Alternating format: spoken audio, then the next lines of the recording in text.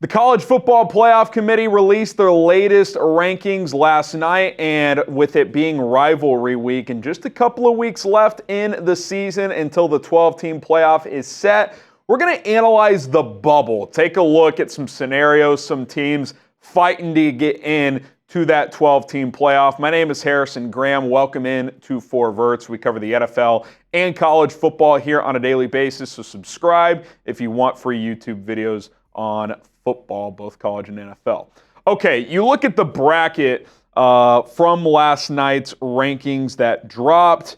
The top four seeds, the projected Big Ten champ, Oregon, projected SEC champ, Texas, ACC, Miami, and then Boise, the fourth highest ranked projected conference champion right now. The fifth highest ranked projected champ gets a spot, and that is Arizona State out of the Big 12, who is ranked 16th in the rankings, but they would earn that automatic bid as well. Teams firmly on the bubble. Clemson is ranked 12th, but since ASU gets that spot, they're the first team out. Alabama, Ole Miss, South Carolina, the next teams in that discussion as we've got 2 weeks left, rivalry week this week, and then championship week the following week. You look at kind of the Chat Sports college football playoff map right now. The way we see it, the only locks to make the college football playoff as of now are Oregon, Ohio State, and Texas. The Texas Longhorns at 10-1, even if they were to lose to Texas A&M this week, we believe here that they would make the college football playoff, so they're in a good spot. Ohio State, same deal. They already have two top 10 wins over Penn State and Indiana. Even if they were to get upset by Michigan, they would be in the playoff. Oregon already locked into the Big Ten title game. Even if they lost this week and next week, they would still make it. The Controls Destiny category, Penn State, Notre Dame, Miami, SMU, Boise State, Indiana, Georgia, Tennessee, Texas A&M, who we'll talk about more in a little bit. Simple. They win their remaining game or games, and a lot of those teams' cases, just one game this week, they will be in the playoff. And then you've got the bubble teams, Clemson, Bama, South Carolina, Ole Miss, Tulane, UNLV, the other group of 6 teams behind Boise, Arizona State, Iowa State, BYU, Colorado, kind of that Big 12 discussion. Teams that need some help in addition to winning their remaining games. So coming up next, we're going to break down some college football playoff scenarios in terms of the bubble. Like, what does Alabama need to get into the playoff? Is Ole Miss done? We'll take a look at the Big 12, so stick around for that. But listen, we're dropping content every single day. We got some Thanksgiving football tomorrow. We'll have a video recap at the end of the Dolphins-Packers game. We'll talk about all 3 games that took place. Big week in college football, NFL Sunday action this week as well. We're dropping videos every day, the latest news, my opinions and analysis on everything surrounding both sports. So rock and roll with us as we are going to be with you every single day.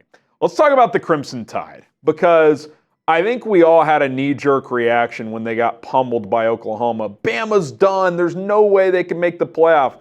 Well, that's kind of the beauty, and if you want to say the downside of going to 12 teams, Alabama's very much alive. They're number 13 in the rankings. I think a big thing that went their favor, according to this committee, was being ranked ahead of Ole Miss, who is at 14, because neither Bama or Ole Miss play a ranked team this week. So to me, if both win, there's nothing that could happen in Ole Miss's favor where they would jump Alabama. So if Bama wins this week, they're going to stay ahead of Ole Miss, which would essentially knock them out. We'll talk about the Rebels in a second.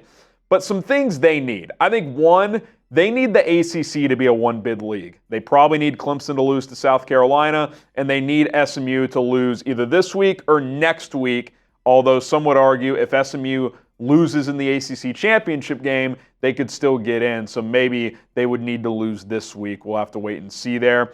And if those things happen, barring no crazy upset among teams in the top 10, something else that could help them is if Tennessee lost to Vandy. They lost to Tennessee head-to-head, Bama did, but maybe that would help their cause. For example, if Indiana were to get upset by Purdue, sure, but with Indiana being at number 10, I think it's pretty simple. If they win, they're going to make the playoff. But if these things happen that I mentioned here, then they just kind of have to hope that their head-to-head holds against South Carolina. Because in this scenario, South Carolina beats Clemson And some would argue that that should have them leapfrog Alabama despite not having the head-to-head, because they would be the team that finished stronger, looked like the more formidable team down the stretch. I would actually make that argument, but if you're Alabama, you would hope that the head-to-head result with the similar resume would hold in the eye of the College Football Playoff Committee.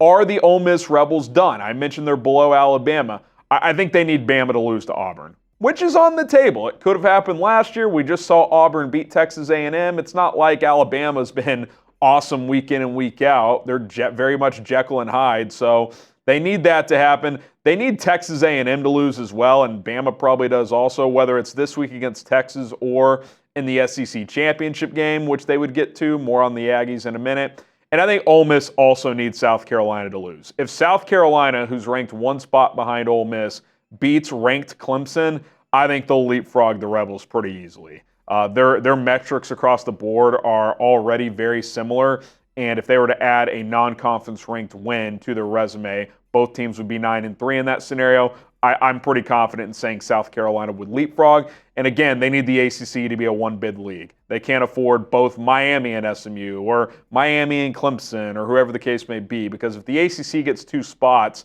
these 3-loss SEC teams, their path gets a lot more narrow in terms of making the 12-team playoff. Speaking of South Carolina and Clemson, is this a win and get in game? Because Clemson, I think, was one of the biggest winners of the rankings last night and last week's SEC kind of cannibalization there, because all of a sudden Dabo Swinney's team is 9-2 at number 12, and they have a top 15 opponent this week. If they win that game at home, they're probably in, even if they don't get to the ACC title game, which the way they get there is they need Miami to lose this week. If Miami loses, Clemson's in. If Miami wins, it's SMU Miami in the ACC title game. But if you're Clemson and you win this game and you're 10-2 and sitting at home, A, there's no risk to add a third loss in the ACC title game, and B, you're already at number 12. You only need one spot to open up in front of you. So Clemson is in a very favorable position going into rivalry week if they win this game. And I think South Carolina is too. I already said they're going to jump Ole Miss if they win this game. The question is, would they jump Alabama despite losing that game by 2 points head-to-head? I would make the argument that they should, even though I typically value head-to-head heavily. But when you're talking about 3-loss teams and maybe the last spot in the college football playoff, if that spot frees up, I'm very much in favor of, hey, who's played better down the stretch? Who's playing better lately? In a 4-team playoff, you really got to value head-to-head. In certain situations, like Tennessee, Georgia, very similar resumes. Georgia won that game by 2 touchdowns. You obviously value the head-to-head here. But in this case, I think you could make the argument, especially with how Bama lost last week, which was in ugly fashion, that South Carolina beating Clemson this week could leapfrog the Crimson Tide. So I'd be very interested to see how the committee handles that. It's very possible that this is a win and get in situation. So could be a playoff game before the playoff between Clemson and South Carolina. First time in a while this game has meant this much to both teams. Okay, Big 12. Let's talk about America's Conference, the chaos here. 9 teams are still alive to get to Arlington for the Big 12 championship, although Arizona and Iowa State in most scenarios, if it's chalk, that would be the matchup. But Colorado and BYU, who are also 6-2 in conference play, they're still very much in the mix. And 5 3-loss conference teams are still in there. TCU, Baylor, Kansas State, trying to think who the other couple are, Texas Tech and West Virginia. So those 9 teams are still alive to make it. Obviously, the 3-loss teams would need the 2-loss teams, which there was 4 of them, at least 3 of those to lose. So they would need a lot of help. But mathematically, 9 teams are still alive. If we get Arizona State, Iowa State in the title game, both 10-2, I think it would be very simple. The winner of that game would make the playoff.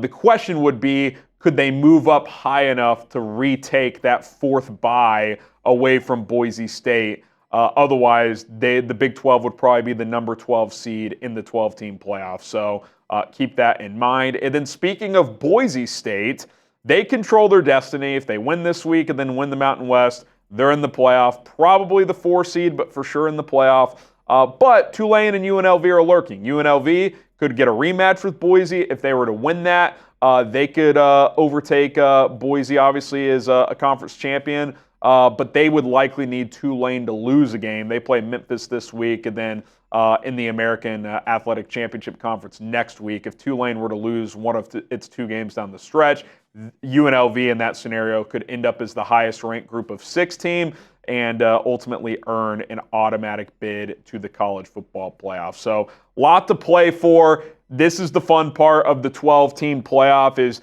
you got about 20, 22 teams technically still alive as we enter rivalry week and then championship week next week. So we'll continue to monitor this. Obviously, a lot of big games coming up.